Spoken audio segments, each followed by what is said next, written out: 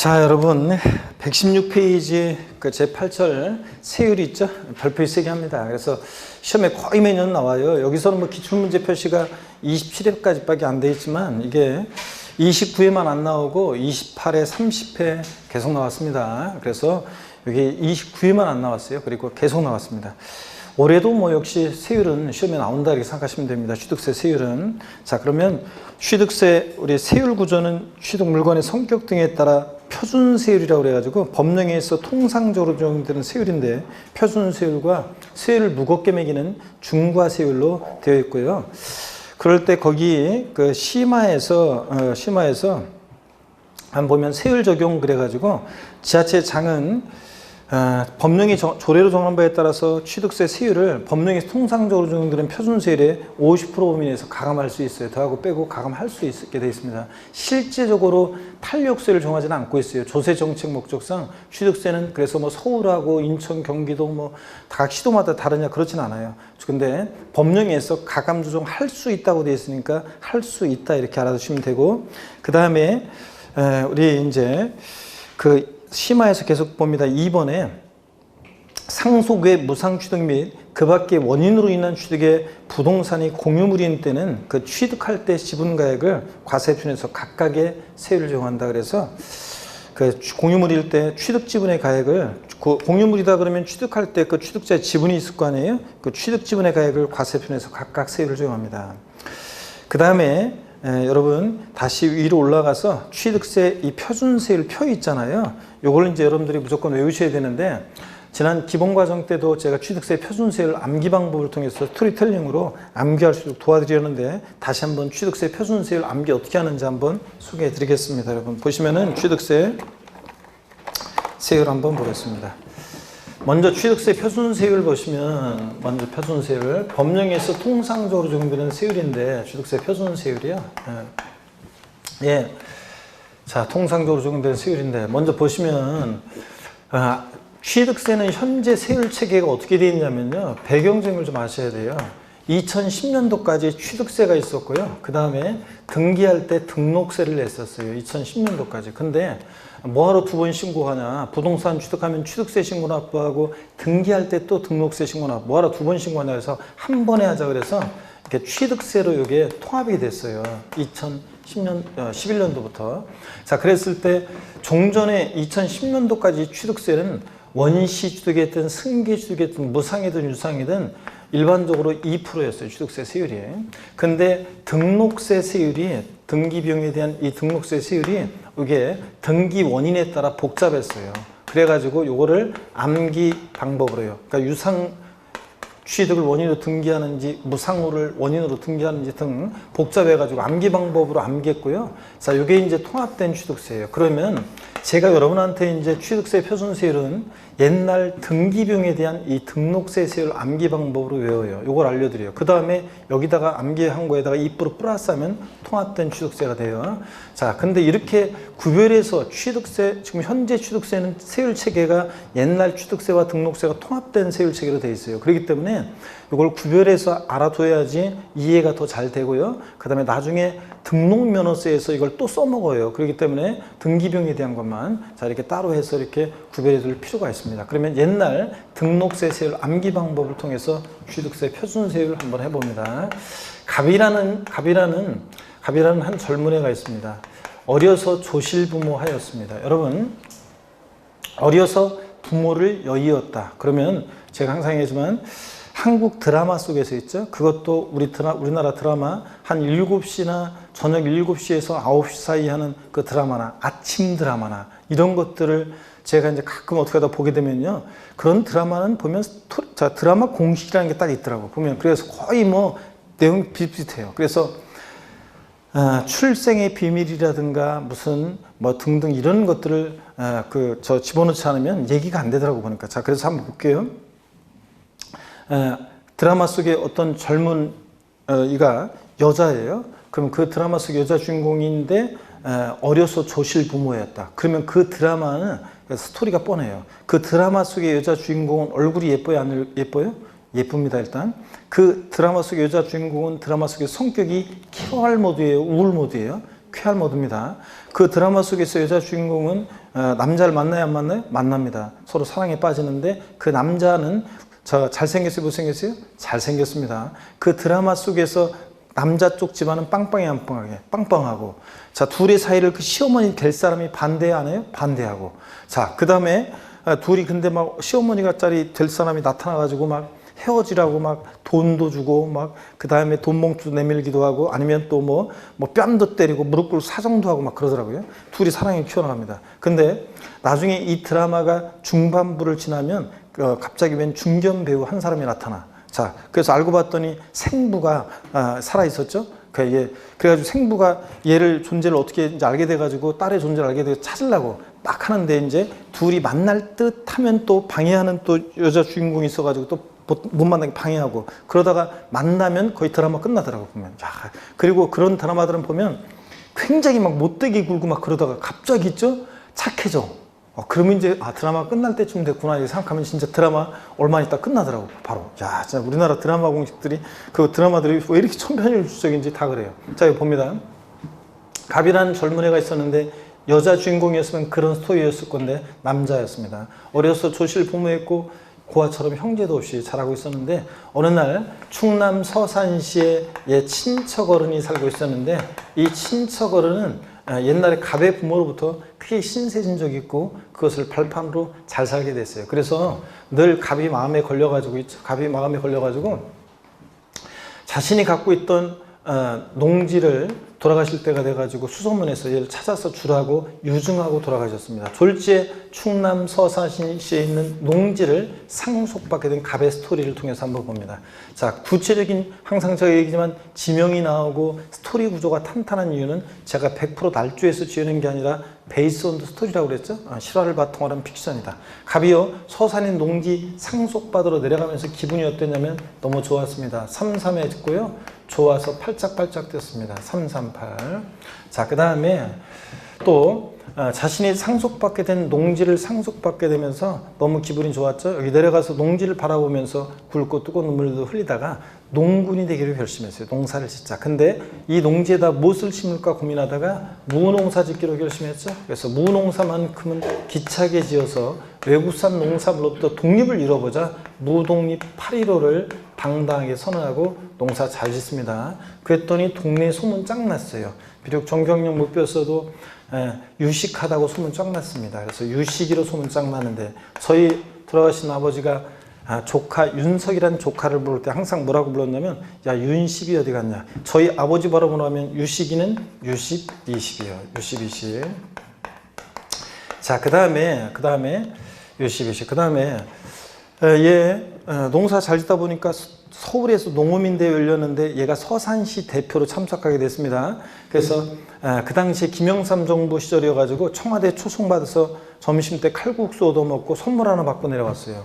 원판 오리지널 있죠? 원판 오리지널 영삼식의 선물로 하나 받고 내려왔습니다. 영삼식의 선물로 받고요. 그래서 한번 봅니다, 여러분. 발음을 좀 부드럽게 하기 위해서 상으로 발음합니다. 상삼팔. 원판 오리지널인데 원판인데 원팔로 발음합니다. 그래서 자, 이거 스토리를 일단 외워주셔야 한다고 그랬습니다. 다 같이요. 알고 있는 분들이 또 큰 소리로 또 처음 오신 분도 큰 소리로 시작. 상삼팔 무동이 8.15 U1210 원팔 영삼식입니다. 다 같이 한 번 더요. 시작. 상삼팔 무동이 8.15 U1210 원팔 영삼식이에요. 이 스토리를 외워둬야지 나중에 문제 풀 때 원팔 맞죠? 상삼 맞죠? 상삼팔 맞죠? 하면서 문제 풀 거기 때문에 이 스토리를 외워두셔야 됩니다. 그래야지 문제를 자유자재로 풀 수 있습니다. 여기 앞에 거는 취득 원인입니다. 상속, 무상승계 취득, 유상승계 취득, 원시 취득. 03, 빵3, 03. 아래의 숫자 0을 0이라고도 하고 빵이라고도 하잖아요. 03, 빵3, 03. 그래서 공유물 분할로 인한 취득입니다. 그러면 이렇게 그 다음에 우리 세법은 천분율 단위로 세율이 표시되고 시험에 나올 때도 1000분의 3, 1000분의 8, 1000분의 8, 1000분의 15 이런 식으로 나와요. 천분율 단위로. 공부할 때는 100분율로 외우는데 시험에서는 1000분율 단위로 시험 문제가 나옵니다. 그러면 자 보세요. 앞에 게 예외적인 거예요. 앞에 게 외적인 거고 뒤에 게 일반적인 경우입니다. 뒤에 게 일반적인 경우. 보세요. 상속으로 취득했다 그러면 상속으로 취득했잖아요. 상속으로 취득하면 상삼. 농지를 앞에 게 외적인 거죠. 농지를 상속으로 취득하면 상삼. 그래서 요거 1,000분의 3이니까 0.3%잖아요. 근데 여러분 보세요. 여기 잘 보세요. 이거는 지금 등기비용 외운 거라고 그랬잖아요. 옛날 등록세세율 외운 거죠. 통합된 취득세가 되려면 옛날 취득세 2%를 플러스해야 돼요. 그러니까 2.3%가 됩니다. 여기다 2% 플러스 하니까 2.3%. 그래서 농지를 상속으로 취득했을 때 취득세 표준세율은 몇 프로냐 그러면 상삼 2.3%입니다. 농지 이외 부동산을 상속으로 취득하면 상삼8 1,000분의 8 0.8%인데 이건 등기비용이고 2% 플러스 하니까 2.8%입니다. 그래서 주택을 상속으로 취득했다면 농지 이외니까 상속이다 상삼 8 2.8%고 농지다 상삼 2.3이고 아시죠 여러분? 이렇게 외웁니다. 자, 그 다음에 또 보세요 여러분들. 그래서 사진을 찍어 가셔가지고 이따가 수업 끝나면 사진을 찍어 가셔가지고 반드시 외워갖고 오셔야 됩니다. 다음 주에 복습할 때 여러분들. 자, 그 다음에 봅니다. 무독립 8위로 선언하는데 이건 무상승계수익이에요. 상속도 무상승계수익인데 상속을 제외한 증여나 기부 등으로 취득했다. 그러면 앞에 게 외적인 거죠. 무독립 8. 비영리 사업자가 증여나 기부받았다 그러면 무독립 8 2.8%입니다. 1,000분의 8에다가 2% 플러스해서 2.8%.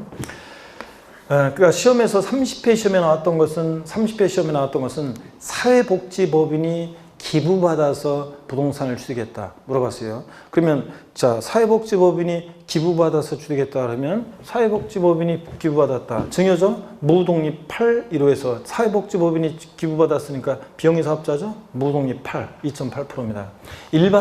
여러분 같은 일반인이 만약에 증여나 기부받았다면 무독립 8 1호. 저를 보세요. 이거 무독립 8 1호니까 1.5%잖아요. 근데 1,000분의 15, 1.5%인데 이건 등기비용이고 2% 플러스 하니까 3.5%입니다. 그래서 자, 증여나 기부받았다 여러분이 뭘 증여받아 취득했다? 무독립 8, 1호 3.5%입니다. 지그시 눈을 자꾸 감는 경향이 있는 건데 눈을 감으면서 그렇구나 이렇게 하면서 하느라고 눈을 감은 거예요? 아니면 졸려서 이 틈을 노려서 자자 그런 거예요 지금. 자, 눈을 뜨시고 한번 봅니다. 무독립 8, 1호 3.5%고요. 그 다음에 유식으로 소문 짱 났다. 요거 유상승계수익이에요. 보세요. 매매, 그 다음에 교환, 다 유상승계수익이죠. 교환도. 그 다음에 공매, 경매 다 유상승계수익입니다. 시험에서는 자, 농지 이외의 토지를 유상승계수익했을 때 취득세 표준세율은 이렇게 물어본 적도 있지만 농지를 교환에 의해 취득한 경우 취득세 표준세율은 이렇게 물어봅니다. 그러니까 매매, 교환, 공매, 경매 이게 유상승계수익이고 앞에 게 외적인 거라고 했죠. 농지를 매매나 교환 등 유상승계수익 하면 1,000분의 10, 1,000분의 10 1%인데 이거 1,000분의 10 1%인데 2% 플러스 하니까 몇 프로예요? 3%입니다. 그래서 농지를 매매, 교환 등 유상승계수익하면 61%고요. 자, 그래서 2% 플러스 3%고 농지 이외 부동산을 보세요. 농지 이외 부동산을 만약에 유상승계수익에 따르면 60, 20, 1,000분의 20, 2%고 여기다가 이건 등기비용이고 2% 플러스 하니까 4%입니다. 통합된 표준세율은. 그래서 자, 흔히 우리가 건축물이나 토지 등을 매매, 교환 등으로 유상승계수익하면 60, 20 몇 프로입니까? 4%입니다. 여러분들. 이런 얘기고. 그 다음에 원시취득입니다. 자, 원시취득 그러면 여러분 건축물을 신축, 재축하거나 매립한 촉으로 토지를 취득하거나 이런 원시취득은 원8이니까 몇 프로입니까? 2.8%입니다. 1,000분의 우리가 0.8%도 2% 플러스해서 2.8%요. 그 다음에 03, 빵삼, 03, 공유물, 그 다음에 합유물, 공유합유, 총유물, 공유물이나 합유물, 그 다음에 공유합유, 공유합유, 총유물, 분할로 인한 취득은, 공유합유, 총유물, 분할로 인한 취득은 0.3이니까 몇 프로입니까? 2.3%입니다, 여러분. 2.3%. 그래서 공유합유 총유물 분할로 인한 취득은 0.3이니까 1,000분의 3에다가 2% 플러스해서 2.3%입니다. 자, 여러분. 자, 다시 요거를 여러분들이 스토리를 다시 외웁니다. 시작. 상삼8, 무독립 8.15, U12식, 원8, 030입니다. 이거 외우라고 했는데 안 외우고 그냥, 뭐 그런가 보다 하고 그냥 이런 식으로 하면 나중에 반드시 후회합니다, 여러분들. 작년에도 시험 문제 이거 외우고 있으면야지 풀 수 있는 문제가 나왔는데 외우라고 해도 안 외우시는 분들이 있어요. 그냥 이렇게 완비 방법을 확실하게 이렇게 해서 외우라고 하고 문제 풀고 뭐 하고 마지막에 또 계속 이렇게 하는데도 끝까지 안 외워요. 그냥 이렇게 그냥 그런가 보다 하고 그냥 이렇게 해도 그냥 나중에 시험 문제 나오면 또 틀리고서 나중에 저기 하신 분 계시는데 외웁니다. 지금 찍지 말고 있다가 지금 시간을 드릴게요. 그래서 무조건 여러분들이 외우셔야 되겠습니다. 이거를 한 번 더 다시 자 어떻게 외운다? 상삼팔, 무독립 815, U10, 20, 원팔, 030입니다. 스토리만 일단 외워갖고 오시면 나중에 이제 하나하나 계속 적용할 수 있도록 연습을 합니다. 교재 일단 한번 볼게요. 여기 유상승계 취득부터 봅니다. U10, 20인데 순서는 바뀌어 있지만 우리가 U10, 20인데 유상승계 취득 거기에다가 유상승계 취득에다가 여러분이 그 맨 왼쪽에 유상승계 취득에다가 뭐라고 써놔? 예를 갖다가 적어놔야죠. 매매, 교환, 공매, 경매요. 이렇게 유상승계 취득, 매매, 교환, 공매, 경매의 경우는 농지를 매매, 교환, 공매, 경매를 주겠다. 자 그러면 U10 그러니까 1%에다 2% 플러스에서 3%죠. 1,000분의 30. 농지 외의 부동산은 U10, 20, 4%고요. 또, 자, 이제 1세대 4주택, 1세대 4주택 이상의 주택도 이게 이제 4%가 되는데요. 그 얘기 좀 이따가 설명드릴게요. 1세대 4주택이에요. 여러분 잘 보세요. 올해 2020년 개정세법인데, 올해 2020년 개정세법. 1세대가요, 주택이 3채 있다가, 1세대원이 갖고 있는 주택을 전부 다 합쳤으니 3채인데, 이제 3채에다가 4번째 주택 취득할 때부터는, 이제 올해부터는, 좀 이따가 나오지만 주택 유상거래로 인한 취득 해가지고 주택을 원래 매매 등으로 취득하면 1%부터 3%까지 낮은 세율을 적용하는데, 이제 4채 주택을 취득할 때부터 4채, 5채 이렇게 4채 주택 취득할 때부터는 이제 1에서 3%까지 주택 유상거래로 인한 취득 낮은 세율을 적용하지 않고 일반 건축물처럼 4% 세율을 적용하거든요. 자, 그 얘기입니다. 그래서 농지 이외라든가 1세대 4주택 주택을 취득할 때는 1,000분의 4% 세율을 적용합니다.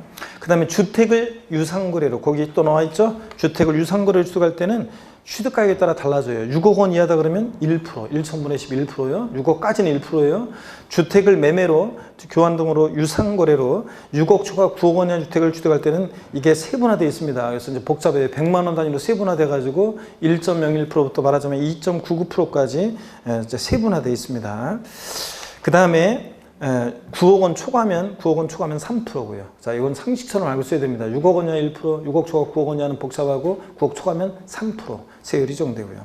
그 다음에 상속으로 취득했다 그러면 암기 어떻게 한다고 그랬어요? 상삼팔이요. 머리글자를 따서 상삼팔. 농지를 상속으로 주겠다. 상삼 2.3. 농지 이외 주택을 취득하면 농지 이외 부동산을 상속으로 취득하면 상삼팔 2.8%예요. 이렇게. 그 다음에 증여 같은 무상취득의 경우에는 무독립 8.15요. 자, 증여 같은 무상취득은 무독립 8.15. 뭘 글자 따서. 그래서 비용이 사업자다 무독립 8, 2.8. 일반인의 시기나 교부받았다 무독립 8.15. 3.5%예요. 이런 식으로 적용됩니다. 원시 취득은 머리 글자 또 역시 동그라미 하면 되죠. 원팔 머리 글자 따서 우리가 원팔. 자, 원팔 2.8%입니다. 근데 거기 보세요. 비고란을 보니까 증축 또는 개수로 인한 면적 증가 포함되어 있습니다. 밑줄 쫙이요. 여러분 뭐냐면 여기 보세요. 우리가 원시 취득했어요. 건물을 신축했다. 여러분 보세요. 건물을 우리가 신축하게 되면 원시 취득이니까 건물 신축 재축은 원시 취득이니까 원팔 2.8%입니다. 원팔 2.8%. 그렇죠, 여러분들? 근데 건축물을 증축하거나 개수 등을 해요. 건축물을 증축하거나 개수 등을 해가지고 이렇게 면적의 증가가 있잖아요. 이렇게 면적 증가가 있는 이런 경우에는 자, 보세요.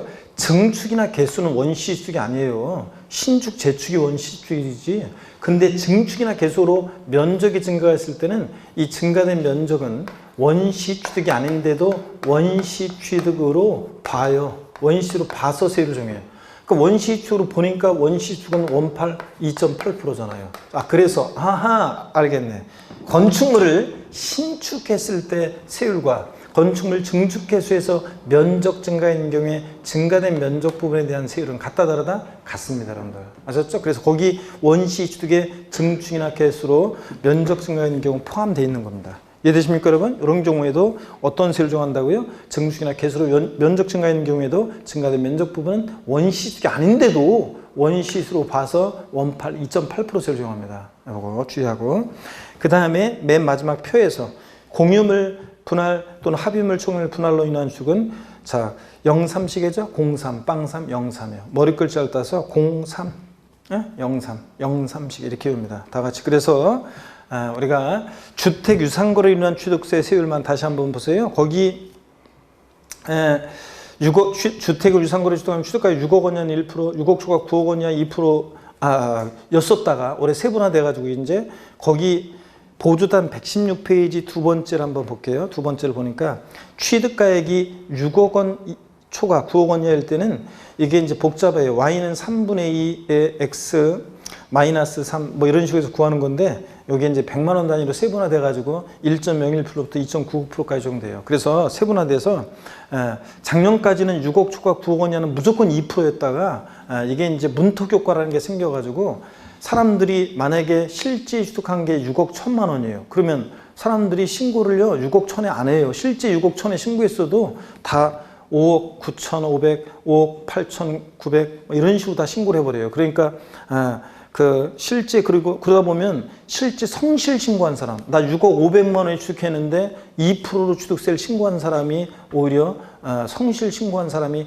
신고하지 않은 사람보다 오히려 세금을 더 내게 되고 이런 게 생기다 보니까 요거를 세분화했습니다. 자, 그래서 7억 5천이다 그러면 이제 종전하고 똑같아요. 자, 2%인데 이게 이제 7억 5천보다 작을 때는 작년보다 세금이 더 작아지게 돼 있어요. 세율이 뭐 6억 5천이다 1.33. 7억 5천이면 2%. 그 다음에 8억 5천에 취득했다 그러면 2.67% 뭐 이런 식으로 해가지고 취득가격에 따라 세분화되도록. 그래서 7억 5천을 기준으로 낮은 가격일 때는 작년보다 취득세 세율이 더 낮고요. 7억 5천보다 높을 때는 작년보다 세금 부담이 늘어나는 이런 식으로 세분화됐다는 거. 다시요. 주택을 유상거래로 취득했다. 6억 원 이하, 6억까지 몇 프로? 1%. 6억 초과 9억 원 이하는 1.01%부터 2.99%까지 세분화되어 있다. 정확히 구하지라고 나오지는 않을 거니까 이렇게 세분화되어 있다는 거. 9억 초과는 몇 프로다? 3%다. 이 정도 하시면 되겠습니다. 자, 그 다음에 심화에서 116페이지 맨 아래 심화에서 맨 아래 3번을 봅니다. 건축이요. 신축과 재축 제외. 이렇게 써 있어도 우리 뭐라고 읽는다고 그랬어요? 아까? 증축. 그래서 증축 또는 개수로 건축 면적이 증가할 때는 그 증가된 부분에 대해서는 원시축이 아닌데도 원시주로 부하세를 정해요. 원시주로 보니까 2.8% 세를 정한다는 얘기입니다. 밑줄 쫙이요. 예? 금방 설명드렸고. 그 다음에 117페이지 4번에 취득세에서 농지는 농지 아닌 토지보다 세율이 낮잖아요. 농지가 뭐냐 읽어봅니다 여러분들. 1번에 취득당 공무상 자 논 동그라미 밭 동그라미 과수원 동그라미. 그리고 2번에 취득 당시 공무상 지목이 논밭 과수원 또는 목장용지 목장의 동그라미예요. 그래서 우리가 농지 그러면 취득세 농지는 논밭 과수원 목장용지 4개 지목을 말합니다. 여러분 이렇게 보시고요. 그 다음에 5번에 주택 유상거래 취득세 세율 대상 주택. 그래서 유상거래로 인한 주택 취득 시 세율은 1에서 3%까지 낮은 세율 적용되잖아요. 그때 주택 유상거래로 인한 취득 시 적용 대상이 되는 주택 그래가지고 쭉 나왔는데 여기 좀 교재 수정할 내용이 있어요. 한번 보세요. 어떤 거냐면요. 주택법 규정에 따른 주택으로서 건축법 규정에 따른 건축물 대장 사용승인서, 임시사용승인서 또는 부동산 등기법에 따른 등기부에 주택으로 기재되고 건축물의 용도가 주거용 가로 안에 여기가 이제 개정이 되는데 이 개정 내용이 반영이 안 돼 있네요. 가로 안에 영유아 교육법 규정에 따른 가정 어린이집 밑줄 그 다음에 아동복지법 규정에 따른 공동생활과정 밑줄 또 지역 아동센터 밑줄 그 다음에 그 아랫줄 노인복지시설로서 주거용으로 사용되는 시설은 제외하되라고 되어 있는데요. 제외가 아니라 포함으로 바꿉니다. 이게 예전에는 이런 가정 어린이집용 주택이라든가 이런 것들을 요 주택 유상거래로 인한 주택 낮은 세율 적용되는 주택에서 제외했었는데 이게 재작년에 포함을 시켰어요. 재작년에 그래가지고 이제 주택 유상거래로 인한 취득 시 이 주택에 가정 어린이집용 주택이나 공동생활가정 지역 아동센터 이런 것도 포함을 시켰어요. 그래서 예전에는 저를 보세요. 가정 어린이집용 주택을 5억 원에 취득했어요. 매매로. 그러면 예전에는 4%였어요. 근데 지금은 이제 주택 유상고로 인한 취득시 주택에 얘네들을 포함하기 때문에 가정 어린이집용 주택을 매매로 5억 원에 취득하면 세율이 몇 프로다? 1%입니다, 이제. 아시겠습니까, 여러분? 그래서 거기 제외라고 되어 있는 것을 뭐라고 고쳐요? 포함으로 고칩니다, 여러분. 포함으로 고쳐놓고. 자, 됐습니다. 포함으로 고쳐놓고. 그 다음에 나머지 내용들은 나중에 또 우리가 보기로 합니다. 자, 요 정도 보시고요. 그 다음에 30회 문제 한번 풀어볼게요. 기출체크 한번 봅니다. 지방세법상 취득세 표준세율이 가장 높은 것은 그랬습니다. 보시니까요. 높은 것은.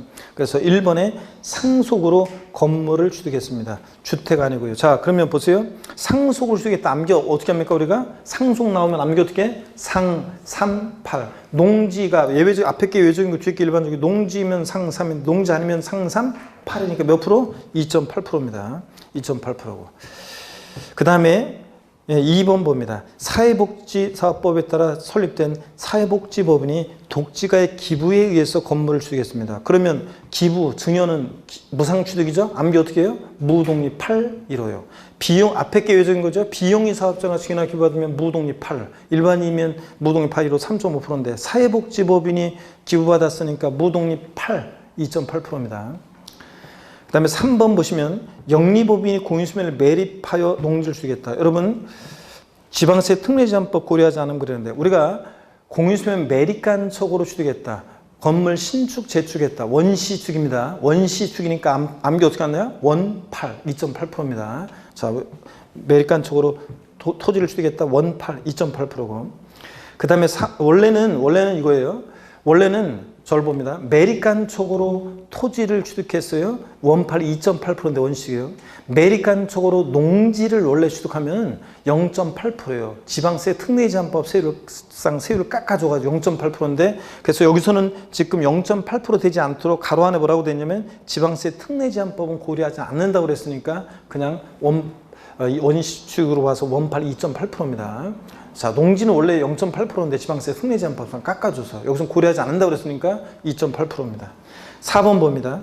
유상거래를 원인으로 지방세 부과에 따른 취득 당시 가액이 9억 원인 주택, 주택법에 의한 주택으로 등기부에 주택으로 기재된 주거건축법속도를 취득했다. 주택을 유상거래를 취득하였다 그러면 9억 원까지는 원래 2.99% 말하자면 이렇게 적용되는 건데 실제적으로 보면 이제 이게 3%가 적용되거든요. 3%가 원래는 그래요. 근데 여기서 작년까지는 우리가 1,000분의 20 그래가지고 2%였었어요. 주택 유상거래로 6억 원 초과 9억 원이 하는 9억까지는 몇 프로? 2%였는데 지금은 약 2.99%가 적용된다고 생각하면 돼요. 2.99%가 그럼 넘어갑니다. 2.99%가 적용된다고 치고 그 다음에 넘어가시면 3번에 유상거래를 원인으로 농지를 취득했다. 유상거래를 원인으로 농지를 취득했다 그러면 이거 60, 20인데 농지니까 앞에 게 예외적인 거죠? 60, 1%에다 2% 플러스 3%입니다. 그래서 5번이 일단 제일 높은 건데 해설에 거기 4번에 주택 9억 원의 9억짜리를 유상거래를 취득하면 1,000분의 20으로 되어 있는데 지금은 말하자면 2.99%다 이런 식으로 알아두시면 되고요. 그러면 여러분 보세요. 여기에 우리가 취득세 표준세율 중에서 여기 보세요. 세율이 최고 높은 것은 4%가 최고 높아요. 4%가. 그 다음으로 높은 게 무독립 8.15 일반인이 증여하기 받을 때 3.5%가 그 다음으로 높아요.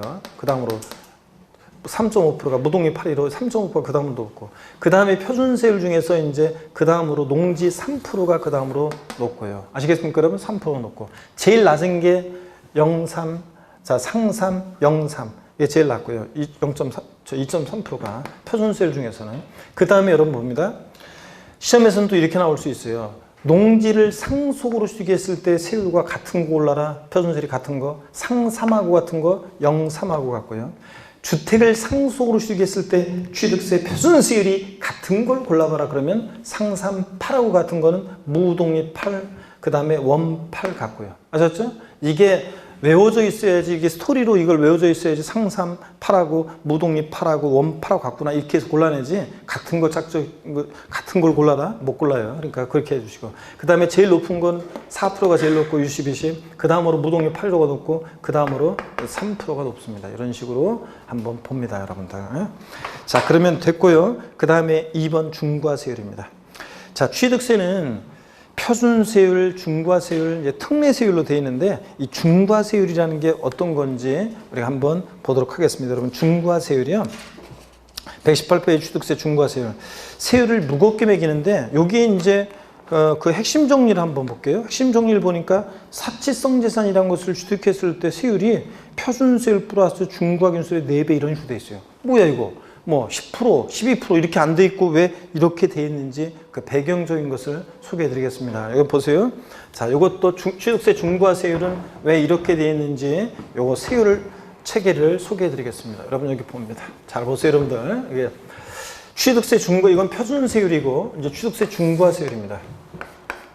취득세 중과세율은요. 취득세 중과세율은 크게 3개 덩어리로 돼 있는데 어떻게 돼 있냐면 잘 보세요. 취득세 중과세율은 사치성 재산이라는 게 있어요. 지방세에서 사치성 재산에 대한 중과세, 그 다음에 과밀 억제 권역 내 중과세, 그 다음에 대도시 내 중과세. 크게 이렇게 3개 덩어리로 되어 있습니다. 중과세가. 자, 고개 한번 드시고 스트레칭 한번 하고 보겠습니다. 목 운동부터 합니다, 여러분. 아이고, 참. 반대로 돌리시고, 허리도 좌로 우로 돌립니다, 여러분들. 아이고, 기지개도 좋습니다. 신음소리가 나오시는데 제끼시고 어깨도 돌리시고, 아이고 좋습니다, 여러분들. 자, 잘 보세요. 중과세율 이런 거에 지금 취득세에서 일단 어려운 부분들을 지금 배우고 있습니다. 자, 어려운 부분을 배우고 있는데 잘 봅니다.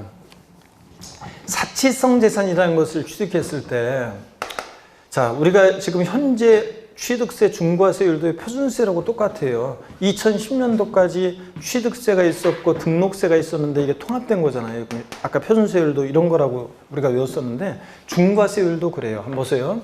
사치성 재산이라는 것을 취득할 때 옛날 2010년도까지 취득세에서는요, 사치성 재산에 대해서 중과세를 했어요. 중과세를 정했는데 몇 프로세를 정했냐면 10%세를 정했어요.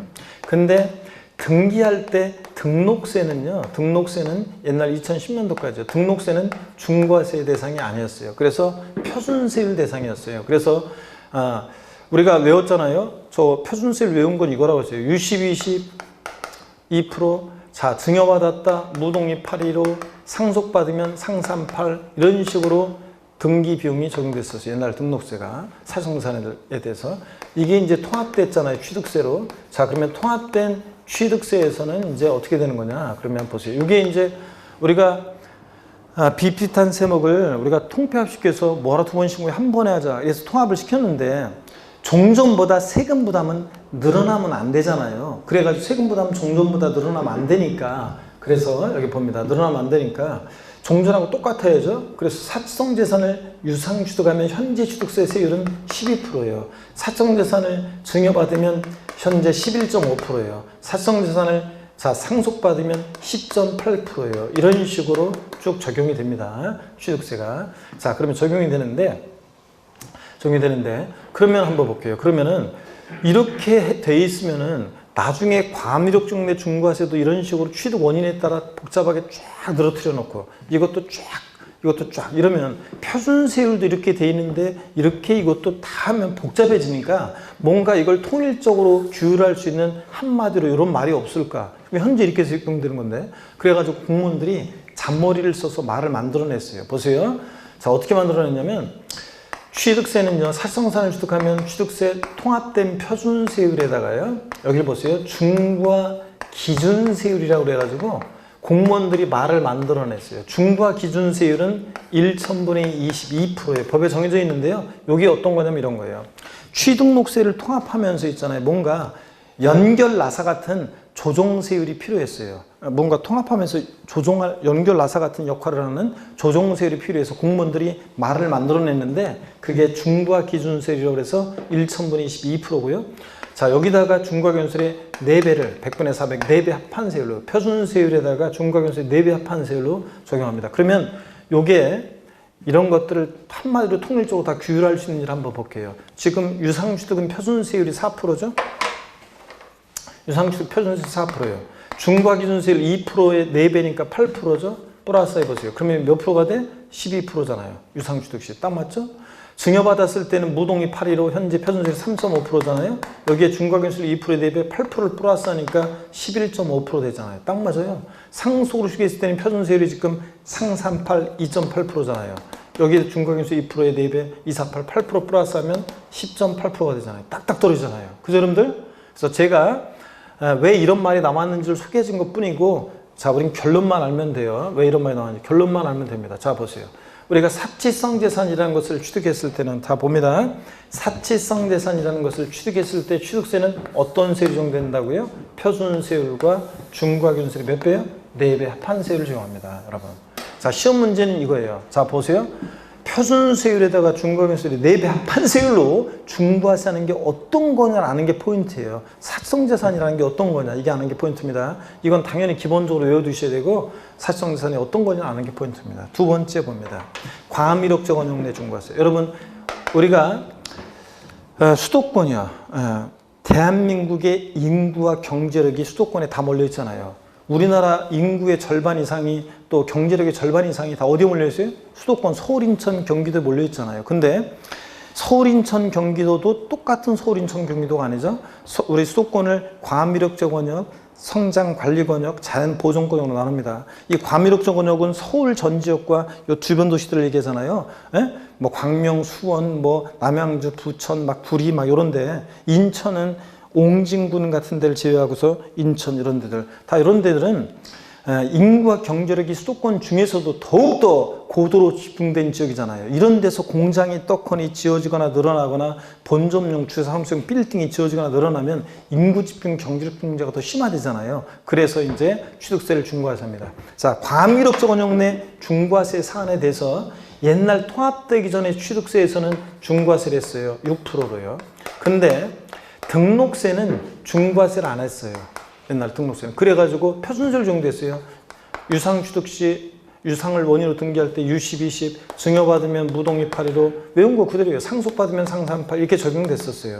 그러면 등기 원인 되겠더라. 그러면 요거 합치니까 세금 부담 늘어나면 안 되잖아요. 합치니까 8% 유상취득 시 증여받으면 7.5%, 상속받았을 때는 6.8% 이렇게 적용돼요. 복잡하잖아요. 그러니까 통일적으로 역시 또 규율할 수 있는 말이 없을까 그래서 공무원들이 말을 만들어냈습니다. 이걸 한마디로 이걸 규율하기 위해서, 자, 과밀억적 내 중과세는 통합된 취득세 표준세율에다가 이 중과기준세율에 2배 합한세율로 중과세합니다. 자, 그러면 딱딱 떨어지는지 한번 볼게요. 집중력 여러분들 잘 보세요. 지금 표준세율이 유상취득 시 4%잖아요. 4%에다가 중과균세율 2%에 요거 중과균세율 2%에 2배니까 4%예요. 합치니까 유상취득 시 몇 프로가 돼? 8%. 증여받을 때 무동이 8%로 3.5%죠. 여기다가 중과균세율 2%에 2배니까 4% 플러스 하니까 7.5% 되잖아요. 딱딱 떨어져 이렇게. 자, 그러면 이런 말이 왜 나왔는지 소개한 거 우린 결론만 알면 돼요. 자, 다시 봅니다. 결론만. 자, 그래서 과밀억적 원형 내 중과세가 나왔다. 그러면 과밀억적 원형 내 어쩌고 저쩌고 나오면 취득세는 과밀억적 내에서는 표준세율과 중과기준세율이 몇 배요? 2배 합한세율로 중과세합니다. 여러분 아셨죠? 이렇게 표준세율에다가 중과기준세율 4배 합한세율로 중과세하는 게 어떤 거냐 아는 게 중요해요. 과밀억적 원형 내 중과세 사안에 대해서 이렇게 중과세한다는 거. 그 다음에 대도시 내 중과세를 보겠습니다. 여기서 대도시 내 중과세에서 대도시라는 거는 여러분 보세요. 여기 대도시는 큰 도시. 우리 교재에 보면 인구 50만 이상의 도시를 말한다 어쩌고 돼 있는데 아니에요. 여기서 말하는 대도시는 잘 보세요. 수도권 정비계획법에 의한 이 과밀억적 원역을 말합니다. 그럼 뭐야? 과밀억적 원역인데 왜 대도시라고 표현을 달리했냐고요? 그럴 만한 이유가 있어요. 여기서 말하는 대도시는 수도권 정비계획법에 의한 과밀억적 원역을 말하는데 왜 용어를 달리했냐고요? 여기 보세요. 이 대도시 내 중과세 사안은 옛날 통합되기 전에 취득세에서는 중과세를 안 했었어요. 근데 옛날에 등록세에서 중과세를 했었어요. 그래서 대도시 내 어쩌고 저쩌고 중과세 사안에 대해서 옛날 등록세는 등록세 표준세율의 3배로 중과세했어요. 유상취득 시 2%에다가 3배니까 6%로 중과세 썼어요. 이런 식으로. 증여받았을 때 1.5%에다가 3배해서 했던 그 세율 정도였는데 이걸 통합된 취득세에서 또 복잡하잖아요, 이게. 그러니까 한마디로 통일적으로 규율할 수 말이 없을까 그래가지고 말을 만들어내는데 대도시 내 중과세 사안 나왔다 그러면 표준세율의 3배한 세율에서 중과 기준세율, 이 특례세율 2% 있죠? 중과 기준세 특례세율. 이거에 두 배를 뺀 세율로 중과세예요. 자, 그럼 유상취득 시 8% 나오는지 한번 볼게요. 표준세율 유상취득 지금 4%죠? 4, 3, 12. 12%에서 중과세 2%의 2배. 4%를 빼니까 몇 프로가 돼? 8% 되잖아요. 이런 식으로 딱딱 떨어지게 돼 있어요. 자, 이래서 이런 복잡한 말이 왜 나왔는지를 소개해 준 거고 우린 결론만 알면 돼요. 대도시 내 어쩌고 저쩌고 나왔다 그러면 취득세는 표준세율의 3배한 세율에서 중과기준세율의 2배를 뺀 세율로 중과세합니다. 아시겠습니까, 여러분? 그래서 중요한 건 저거예요. 처음엔 이게 복잡한 것 같지만 이건 당연히 기본적으로 이제 우리가 세율체가 왜 이렇게 됐는지를 이해하면서 외우시면 저게 중요한 거예요. 자, 제가 이런 얘기 항상 합니다. 저 화려한 달을 보세요. 그랬는데 달은 안 보고 왜 내 손가락만 보고 뭐라고 하느냐 그런 말 있잖아요. 그런 것처럼 저게 달이에요. 이건 손가락이 지나잖아요. 자, 그래서 이거를 외우면 되는 겁니다. 자, 다시요. 사치성 재산 취득했다. 취득세는 어떤 세율을 적용하느냐? 결론 표준세율에다가 중과기준세 몇 배? 4배 합한 세율로. 과미력적 원형 내 어쩌고 저쩌고 나왔다 그러면 표준세율에다가 중과기준세 몇 배? 2배 합한 세율로. 대도시 내 중과세 나왔다 그러면 표준세율의 3배한 세율에서 중과기준세율의 2배를 뺀 세율로요. 아시겠습니까, 여러분? 이렇게 우리가 결론만 외웁니다. 교재 보겠습니다. 118페이지 이 중과세율 본문은 그냥 읽어보는 거예요. 일정한 자산의 취득에 대해서 취득세를 중과세하는데 이는 취득 재산의 보유가 사회적으로 바람직하지 않은 사치성 재산을 취득을 억제하고 수도권으로의 인구 집중, 경제적 집중을 방지하고자 적용하는데 이 경우 여기 비추죠. 동일한 취득 물건에 대해서 둘 이상 세율 당할 때는 그중 어떤 거? 높은 세율 적용합니다. 동일한 자산이 표준세율도 적용되고 중과세율도 적용돼 그럼 높은 세율 정합니다. 낮은 세율 정한다고 바꿔서 시험에 2번 나왔겠죠? 2번 나왔습니다. 높은 세율 정합니다. 그 다음에 핵심 정리요. 자, 사치성 재산을 취득에 따르면 취득세는 세율이 어떻게 적용된다고요? 표준세율에다가 중과세 몇 배? 4배 합한 세율로. 과미력적 원형 내에서 법인의 본점 주사무소 사업용 부동산을 취득한다거나 과미력적 원형 내에서 공장 신설 증서에 따른 사업용 부동산을 취득한다 그러면 표준세율에다가 중과세 몇 배? 2배 합한 세율로 중과세합니다. 과미력적 원형 내 어쩌고 저쩌고 나오면 또 4번 5번은 보세요.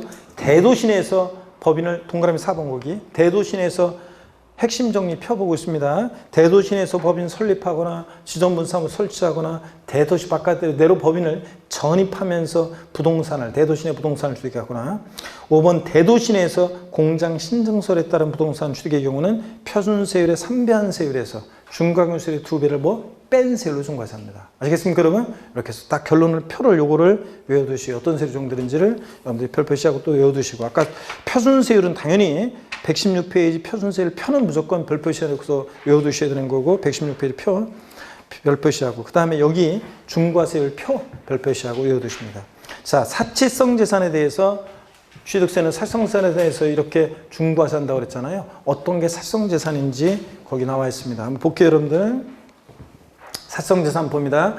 별장, 골프장, 고급락장, 고급선박, 고급택을 하나하나 사치성 재산이 어떤 건지 종류 5가지 다 외워두셔야 돼요. 별장, 골프장, 고급락장, 고급선박, 고급택을 취득하는 경우에 자, 취득하는 경우에는 이런 것들을 취득할 때는 밑줄이고 그 아랫줄 두 번째 줄 끝에 취득세는 표준세율과 중과기준세율의 100분의 400을 합한 세율 중에서 계산 금액을 세율 한다. 밑줄 짜기요. 그래서 사성산이라는 걸 별장, 골프장, 고급락장, 고급선박, 고급택 5가지 얘네들 취득했을 때는 표준세율에다가 중과기준세 몇 배? 4배 합한 세율을 중과세한다.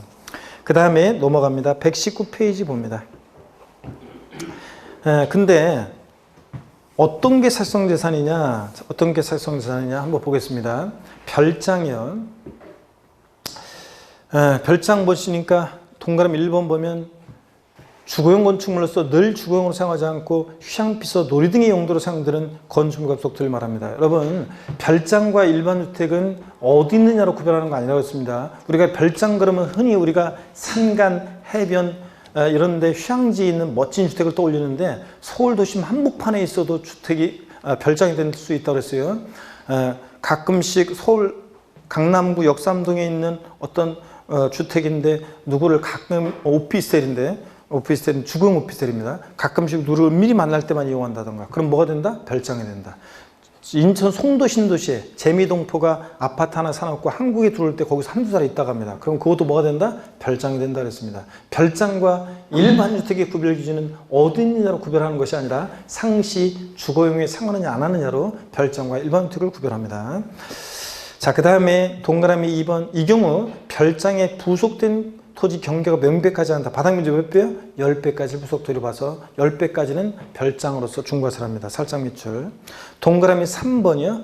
소유자 이외자가 주택을 임차에 별장으로 하는 경우에는 중과 대상이다. 자, 소유자 이외자가 주택을 임차에 별장으로 사용하고 임차인이 내 주택을 임차해서 별장으로 사용해? 그래도 별장으로서 중과세합니다.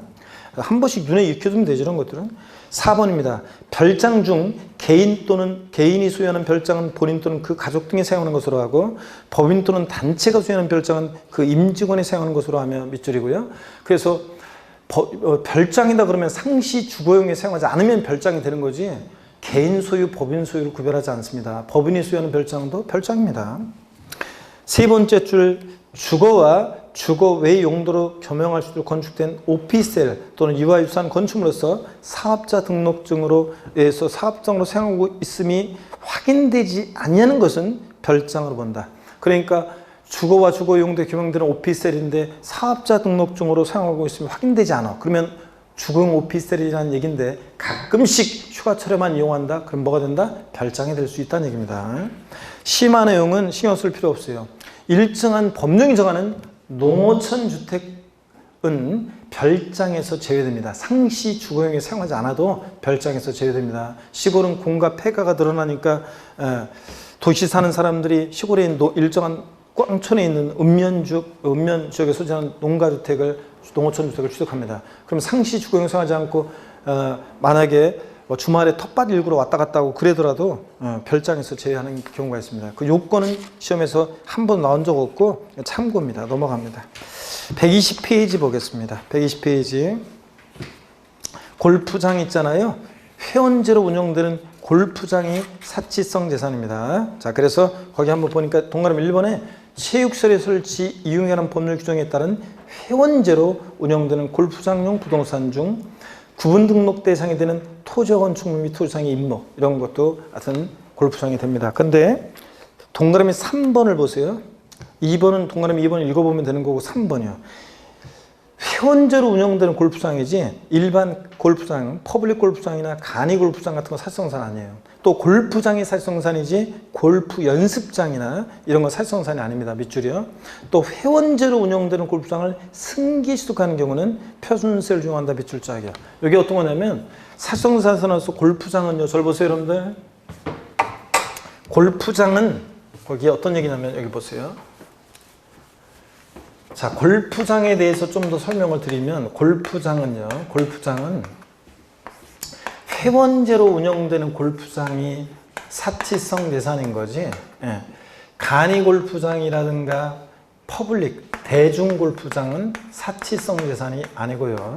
또 골프장은요, 원시 취득할 때, 신설 증설할 때, 처음에 골프장을 신설 증설할 때는 이게 이제 환경오염 문제에 심각하고 산을 아작을 내고 농약을 번복해서 건설하니까 환경오염 문제도 심각하고 경제력 집중, 인구 집중 문제 심화되기 때문에 원시 취득은 중과세를 합니다. 근데 골프장은 승계 취득할 때는 중과세하지 않고 표준세율 대상입니다. 자, 왜 그러냐면 골프장은 다른 사실성재산, 별장, 고불학장 같은 거와 달리 골프장은 수천억짜리잖아요. 그죠? 단위가 너무 커. 그러다 보니까 이 회사가 어려울 때 구조조정, 이런 거 매각 같은 거 쉽도록 하기 위해서 골프장을 승계 취득할 때는 중과세를 안 합니다. 골프장은 승계 취득할 때는 중과세를 안 해요. 자, 근데 골프장은 승계주 갈 때 중과세 하지 않는데 나머지는 나머지 애들은 다른 사치성 재산 있잖아요. 다른 사치성 재산은 원시 승계 취득 불문하고 중과세예요. 원시 취득했든 승계 취득했든 원시 승계 불문하고 중과세입니다. 승계 불문하고 중과세래요. 원시 취득했든 승계 취득했든 별장이나 고부락장은 다 중과세를 합니다. 근데 자, 골프장만 승계 취득은 중과세 한다 안 한다? 안 해요. 매각이 쉽도록 하기 위해서. 이렇게라도 기억하라고 했어요. 골프장은 신설 증설할 때는 산을 아작을 농약 범벅지니까 환경 오염 문제 등이 심각하니까 중과세를 하는데 승계 취득은 이미 한번 버린 몸 2판 4판 어쩔 수 없다. 중과세하지 않는다. 이렇게 해서 기억합니다. 그래서 그런 얘기예요. 그래서 골프장 하여튼 골프 연습장 같은 거 사실상산이 아닙니다. 예. 골프 연습장, 골프 회원권 같은 것도 아니에요. 골프 회원권 같은 것도 아니고 골프 연습장 사실상산 자 이런 거 중과세하지 않는다. 골프 연습장 같은 거 중과세하지 않는다는 거. 그리고 회원적 골프장을 승계수 갈 때는 표준세 대상입니다. 중과세 대상이 아니에요. 산을 아작으로 농약 범벅 칠 때만 중과세다. 양가로 3번 봅니다. 고급 오락장이요. 고급 오락장도 사실상산인데 어떤 게 고급 오락장이냐? 동그라미 1번 도박장, 달달 외울 거 아니에요. 그냥 참고예요. 도박장, 유흥점, 영업장, 특수목욕장. 여기서 말하는 특수목욕장은 고급 스파시설이 설치된 목욕장이 아니라 이렇게 생각하면 돼요. 주부 수강생 여러분들은 남자가 목욕하러 들어가는데 여자가 바로 뒤따라 들어와. 그런 목욕장 생각하면 됩니다. 특수목욕장. 그 밖에 이와 유사한 용도에 사용되는 건축물과 속토를 말한다. 그래서 고부락장이 이런 거라는 거 짐작만 하시면 되고 다만 여기요. 밑줄입니다. 고부락장 건축물 취득하는 날부터 60일 밑줄이에요. 이게 30일이었다가 작년에 60일로 바꿨어요. 우리 취득세가요.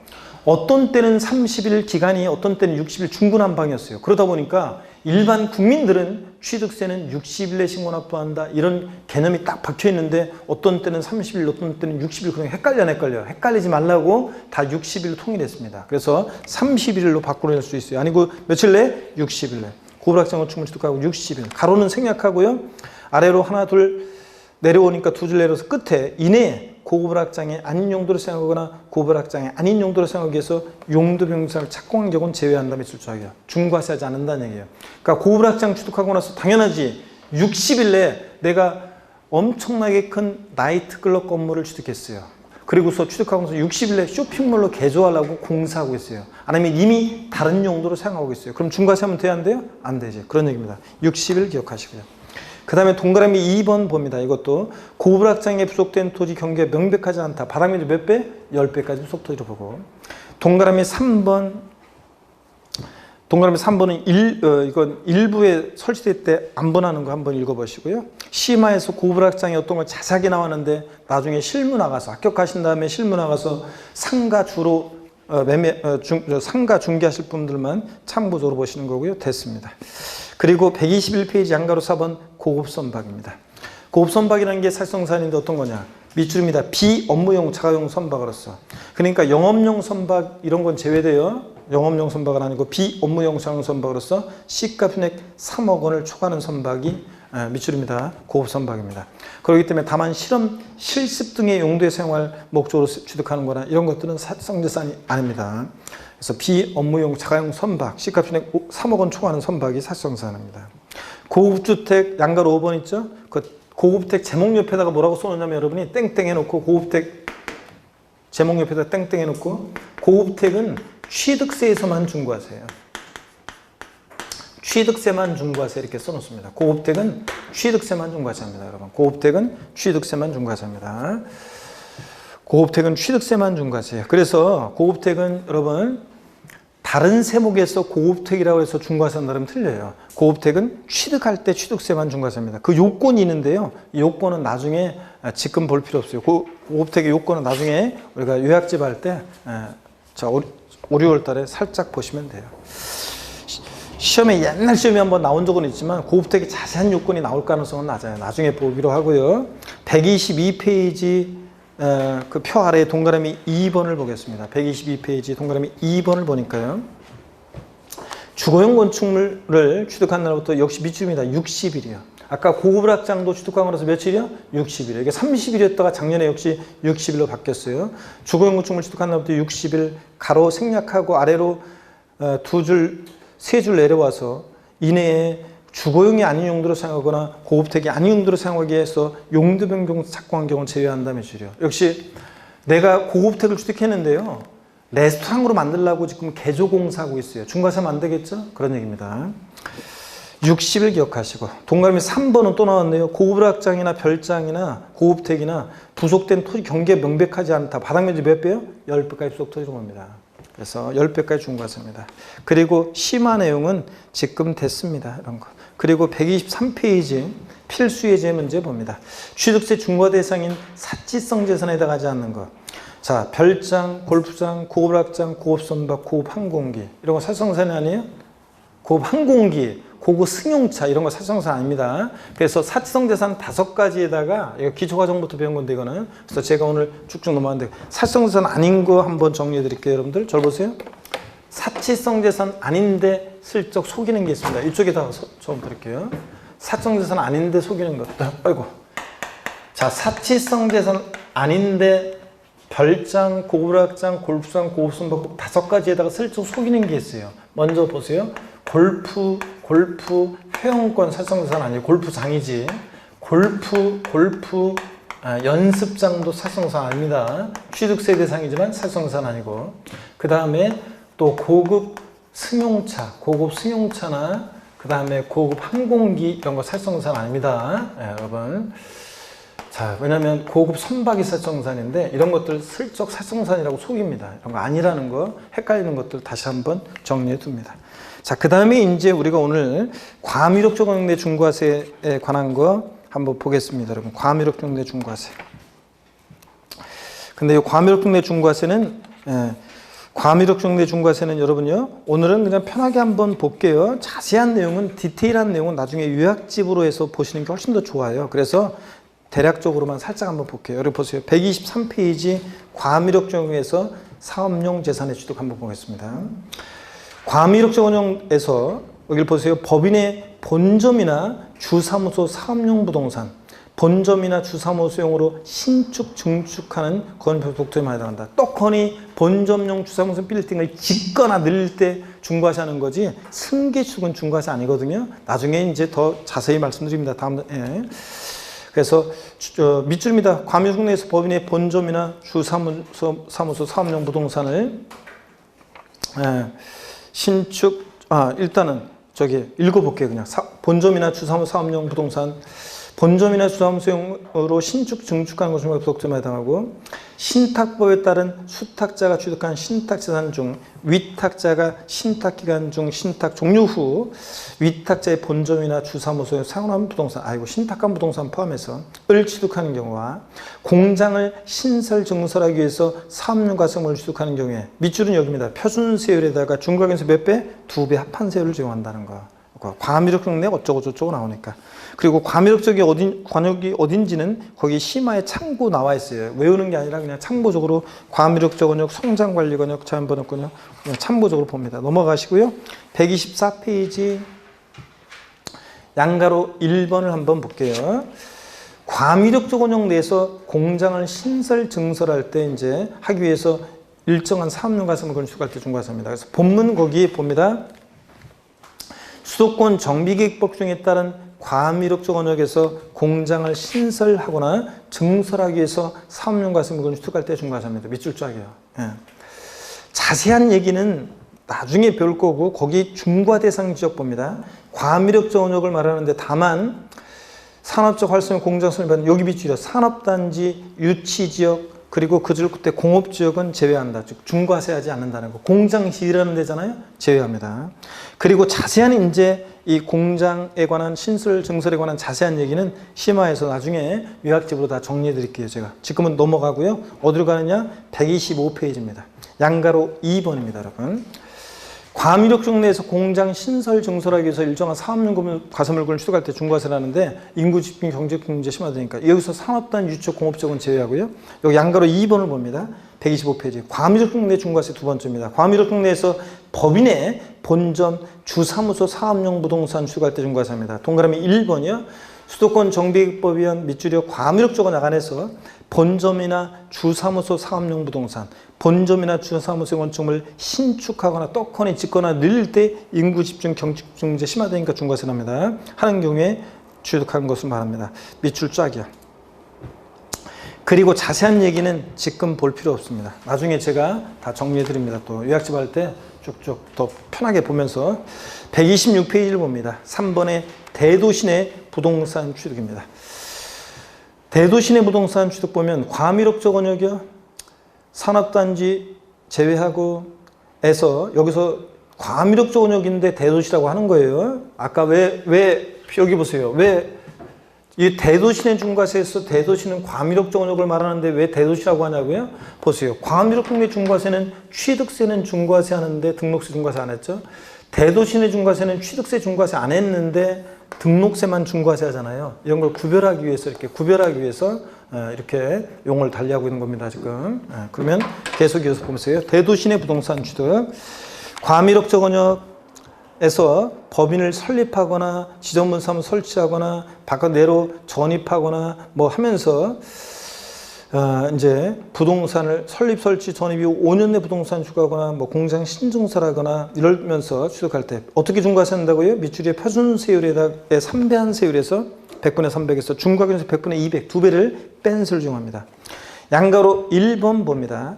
대도시에서 법인을 설립하거나 지정분 사무 설치하거나 바깥 내로 전입할 때 중과세입니다. 제목만 밑줄이요. 밑줄 쫙. 그 다음에 127페이지 양가로 2번은 대도시에서 법인 설립 설치 전입 이후 부동산 취득도 이제 중과세라는데요. 대도시에서 법인 설립 설치 전입 이후 5년 내 대도시에서 취득하는 일체 부동산 취득을 또 중과세랍니다. 이렇게 밑줄 쫙이요. 그 다음에 양가로 3번 여기 별 표시합니다. 중과세 적용 배제. 시험에 여러 번 나오는데요. 대도시 내 중과세 제외되는 경우가 있어요. 동그라미 1번 법령이 정하는 도시형 업종에 직접 생활 목적으로 취득하는 부동산 취득이야. 이게 어떤 거냐면 대도시 중과 제외 업종이라고 그래서요. 그 도시 업종이라고 나오는데 대도시에 설치가 불가피한 업종이에요. 그래서 기본소에 우리가 법령에 보면 쫙 나와 있어요. 중과 제외 업종이라는 게 어떤 건지. 그래가지고 뭐 은행업, 유통업, 첨단업종, 의료업, 사회간접자본시설 막 이런 것들인데요. 여러분 나중에 자세히 배울게요. 저를 보세요. 병원이나 은행이나 농산물 유통센터나 자 이런 것들 사회간접자본시설업이나 이런 것들은 다 지방으로 내려보내고 대도시에는 없으면 되겠어요? 안 되겠어요? 안 되잖아요. 그러니까 대도시에 설치가 불가피한 업종이라고 해서 기본세 우리가 법령에 보면 엄청 많이 나와요. 나중에 여러분 등록물 있을 때 또 나오는 건데 나중에 또 볼 건데요. 하여튼 대도시 중과제 업종이라고 해서 도시형 업종에 직접 생활 목적으로 취득하는 부동산 제외하고요. 밑줄이고 동그라미 2번입니다. 법인이 사원에게 분양 또는 임대용으로 직접 생활 목적으로 취득하는 주거용 부동산 종업원의 후생 복지를 위한 거이기 때문에 제외합니다. 1구의 가로 1구의 그 아래줄 1구의 건축물이 면면적이 60제곱미터 이하의 공동주택가 부속소를 말하는데 하여튼 이런 것들은 중과세하지 않습니다. 자, 하여튼 종업원의 후생 복지를 위한 거 사원 주거용 목적 부동산 취득은 중과세하지 않습니다. 도시형 업종이라고 해서 대도시 중과 제외 업종이라고 하는데 중과세하지 않고요. 일단 밑줄을 해놓고 중과 제외 별 표시하고요. 대도시 설치 불가피한 업종이나 이런 것들은 제외한다는 것. 그 다음에 4번 중과세율 적용 시 유의사항은 지금 볼 필요 없어요. 나중에 시험에서 살짝 알려드립니다. 129페이지 한번 보겠습니다. 129페이지 필수예제 문제 한번 볼게요. 필수예제 문제. 지방세법상 취득세 중과세율에 관한 설명으로 틀린 거 그랬습니다. 1번에 과밀옥조 권역하에서 법인의 본점이나 주사무소 사업용 부동산과 공장 신설 증설을 위한 사업용 가성을 취득할 때 과밀옥조 내 중과세 나왔다. 어떻게 중과세 한다고요? 표준세율에다가 중과세율이 몇 배? 2배 합한 세율이고 과밀옥조 내 중과세. 2번 기존 공장의 뭐 기계 설비나 동력 장치를 포함한 모든 생산 설비를 나중에 배웁니다. 포괄적으로 승계 수할 때는 주인만 바뀐 거기 때문에 새롭게 인구 유입 경제력 집중이 없기 때문에 중과세 하지 않습니다. 나중에 배워요. 이거는 깊은 내용인데 3번도 나중에 배울 거고요. 4번 봅니다.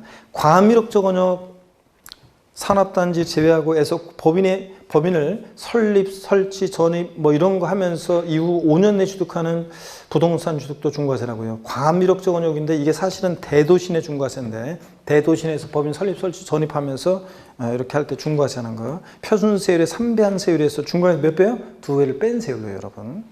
5번 봅니다. 같은 취득 물건에 대해서 둘 이상 세당할 때는 그중 어떤 거요? 낮은 세율 적용합니까? 높은 세율 적용한다 그랬죠? 세율 적용 일반 원칙인데 동일한 같은 취득 물건이 2개 이상의 세율에 해당한다. 그중 어떤 거? 높은 세율 적용합니다. 동일한 대상이 표준세율도 적용되고 중과세율 적용돼요. 그럼 어떤 거? 중과세율 적용합니다. 자, 이런 겁니다. 그래서 5번이 틀렸죠? 낮은 세율 아니고 높은 세율입니다. 다음 시간에 세율 특례를 보도록 합니다. 여러분 오늘 배운 거, 자, 다시 보세요. 오늘 배운 거에서 취득세, 취득 시기, 또 과세표준 결정, 또 세율 배웠는데 취득세 과세표준에서는 나머지는 다 이제 기본 과정에서랑 다 배웠었는데 요걸 추가해서 배운 게 이거예요. 우리 취득세에서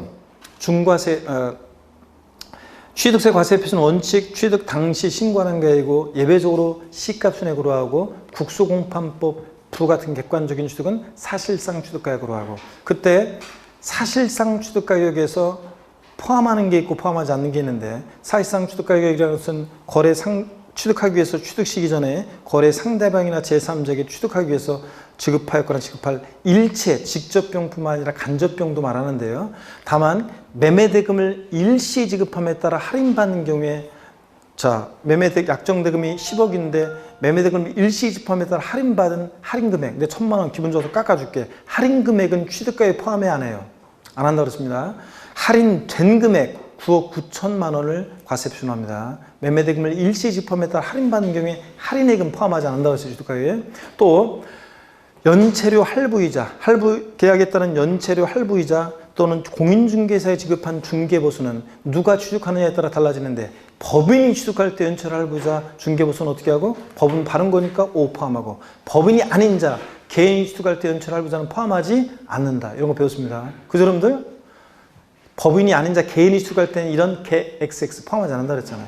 그 다음에 또 이런 것들을 배웠고 등등 쭉 있었습니다. 그 다음에 또 취득세 과세표준에서 건축물 증축이나 개수로 가액이 증가했거나 차량 개장 및 선박 종류 변경으로 가액이 증가했거나 이런 간주 취득, 의지 취득은 증가한 가액 과세표준하고 토지 지목 변경 증가한 가액 과세표준하는데 다만 판결문이나 법인 장부로 지목병이 등비용표를 입증될 때는 어떻게 한다? 예? 그때는 지목병이 등비용을 과세표준합니다. 증가한 가액이 아니라는 거. 예? 이런 거 배웠고 꼭 기억하고 그 다음에 이제 여러분요 취득세 세율 외워봅니다. 다 같이 어떻게 외운다? 시작! 상38, 무독립 815, U1210, 원8, 03식입니다. 다만 주택을 유상거래로 취득했을 때는 6억 원 이하일 때는 1%, 6억 초과 9억 원 이하는 세분화돼서 복잡합니다. 그래서 요거 1.01%부터 2.99%까지 세분화되어 있고 9억 원 초과했다. 주택을 유상거래로 취득했을 때 몇 프로입니까? 3%입니다. 9억 초과면 3%고 또 1세대 4주택이요. 나중에 좀 더 자세히 배울 거예요. 1세대 3주택 있다가 네 번째 1세대 4주택을 취득할 때는 주택 세 채까지는 1세대가 3주택 취득할 때가 세 채까지 취득할 때는 주택 유상거래로 인한 세율 1%에서 3%까지 세율 적용하는데 네 번째 주택을 취득할 때부터는 이제 올해부터는 주택 유상거래로 인한 세율 1에서 3% 세율을 적용하지 않고 일반 건축물 세율 몇 프로? 4% 표준세율을 적용합니다. 1세대 4주택부터는 이런 것들. 그 다음에 또 우리가 살성자산을 취득세 중과세를 살성자산 취득했다 표준세율에다가 중과세에서 몇 배? 4배 합한 세율이고 과밀옥 중내 어쩌고저쩌고 나왔다 표준세율에다가 중과세에서 몇 배? 2배 합한 세율이고 대도시내 어쩌고저쩌고 대도시내에서 법인 설립하거나 지원분 사무소 설치하거나 대도시 바깥 내로 법인 전입하거나 이런 경우에는 자 어떻게 중과세한다? 표준세율의 3배한 세율에서 중과균세율의 2배를 뺀 세율이에요. 여러분 다음 주에 여러분이 해오실 일은 표준세율 이거 외워갖고 오시고요. 스토리를. 그 다음에 요거 결론만 요 세율을 외워갖고 오면 됩니다. 아셨죠 여러분? 요거 딱 외워갖고 오시고요. 잘하셨습니다.